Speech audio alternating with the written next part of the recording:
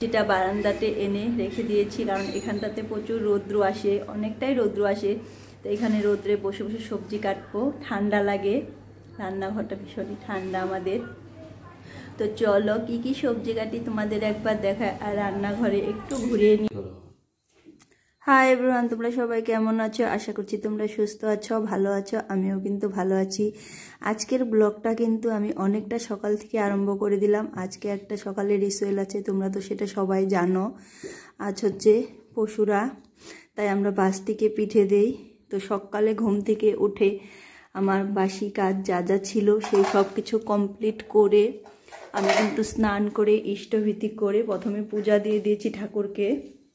এই তো আমি ঠাকুরকে পুজো করে দিয়েছি, এই তো পুজো করা হয়ে গেছে আমার।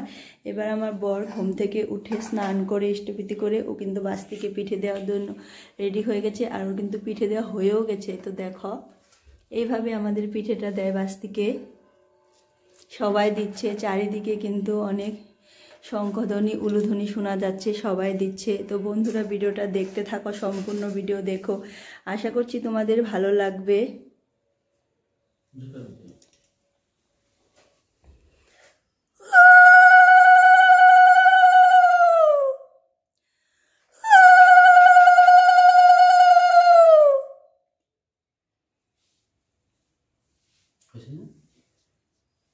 ঠাকুরের কাছে দিয়েও কিন্তু বাইরে চলে এসেছে বারান্দাটায়, এখানে দিচ্ছে।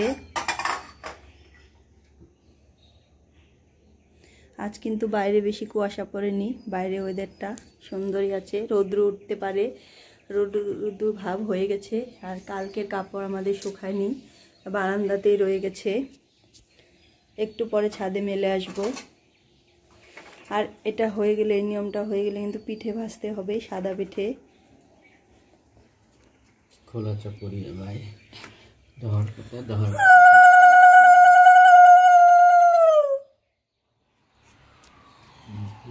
তখন তোমাদের আমি দেখালাম পুজো করছে আমার বর, বাস্তিকে পিঠে দিচ্ছে। তারপর কিন্তু আমার ছোট ছেলেও ঘুম থেকে উঠে গেছে, তোমাদের আর দেখাতে পারিনি, ও কান্না করে উঠে গেছে। আর আমার পুজো টুজো কিন্তু সব কিছু কমপ্লিট হয়ে গেছে। ঘরটর এবার আর গুছাবো না, অনেকটাই বেলা হয়ে গেল, 8:30 বাজে। এবার চা করব আর সাদা পিঠা বানাবো। তো চলো বন্ধুরা এবার রান্নাঘরে যাই, আমি কি করে সাদা পিঠাটা করি তোমাদেরও দেখাবো। আমি কিন্তু ভালো করে পারি না বানাতে, আমি যেমনই পারি তোমাদের সাথে সেটাই আমি শেয়ার করব।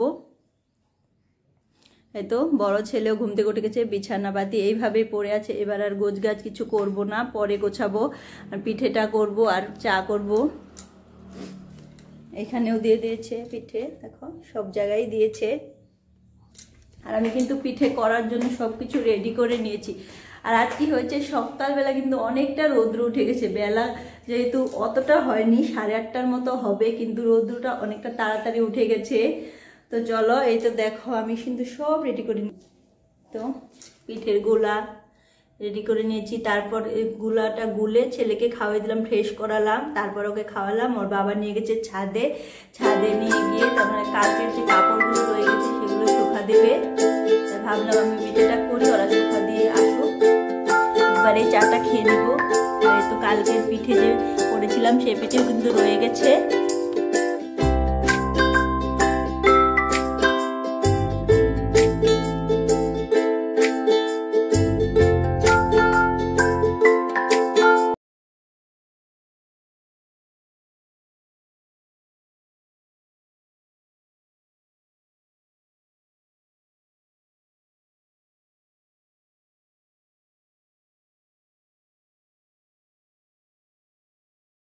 এলো, ওরা খেতে বসে গেছে। ছেলে দেখো কি দুষ্টামি করছে। তো একটা পিঠে দিয়ে দিয়েছি, দেখো পিঠে খাওয়া দাওয়া করি। কিন্তু আমাদের সকালে খাওয়া দাওয়া হয়ে গেছে, আর সকালে খাওয়া দাওয়া তোমাদের সাথে শেয়ার করতে পারলাম না। তো এখন তো দুপুরে রান্নার সময় হয়ে গেছে, এখন 12:30 বাজে। আমি কিন্তু ছোট ছেলেকে খাওয়া দাওয়া করিয়ে স্নান টান করিয়ে ঘুম পাতিয়ে দিয়েছি। এবার চলে যাব দুপুরে রান্নার জন্য। আর আমি কিন্তু রান্না বসিয়েও দিয়েছি। আর আজকে কি কি রান্না করব চলো তোমাদের দেখাই, তোমাদের সাথে সেটা শেয়ার করব। আমি সবজিটা বারান্দাতে এনে রেখে দিয়েছি, কারণ এখানটাতে প্রচুর রৌদ্র আসে, অনেকটাই রৌদ্র আসে। তো এখানে রৌদ্রে বসে বসে সবজি কাটবো, ঠান্ডা লাগে, রান্নাঘরটা ভীষণই ঠান্ডা আমাদের। তো চলো কি কি সবজি কাটি তোমাদের একবার দেখায়, আর রান্নাঘরে একটু ঘুরিয়ে নিয়ে আসি। রান্নাঘরে কিন্তু আমি ডাল বসিয়ে দিয়েছি, মুসুর ডালটা বসিয়ে দিয়েছি, কারণ আমার ছোট ছেলে মুসুর ডাল ছাড়া তো ভাত খেতে পারে না। তোমাদের আমি আগেও বলেছিলাম। মুসুরির ডাল হচ্ছে, আর মাসি কিন্তু আজ আসেনি। আমি কিন্তু কয়েকটা কাপড়ও ধুয়ে দিয়েছি, তো এবার সবজিটা কাটবো। কি কি সবজি কাটি চলো। আমি ছোট আলু সিদ্ধ করেছি, একটু দেখো ছোট আলু। এই ছোট আলুগুলো এবার আমি ছুলে নিব। আর এখানে আছে একটা থোর, দেখো থোর। এই থোরটা দিয়ে ঘন্ট রান্না করব, আর করব বড়া। তো আমি আলুগুলো ছুলে নিই প্রথমে, তারপর থোরটা বাজবো। যদি মাছি এসে যায়, মাছি হয়তো আমাকে করে দেবে। তো দেখতে থাকো তোমরা, আমি আলু ছুলে তারপর তোমাদের সাথে আবার কথা বলবো।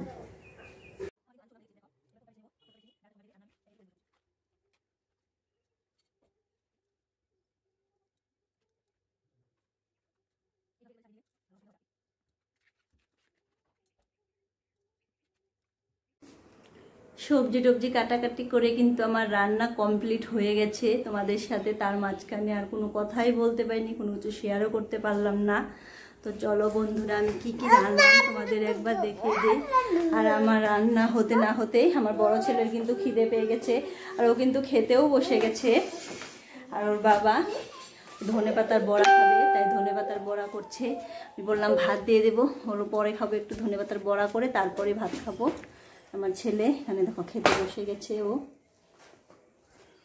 আমি রান্নাবাড়ি করে কিন্তু এই ঘরে নিয়ে এসেছি, তোমার ছেলে খেতে বসে গেছে।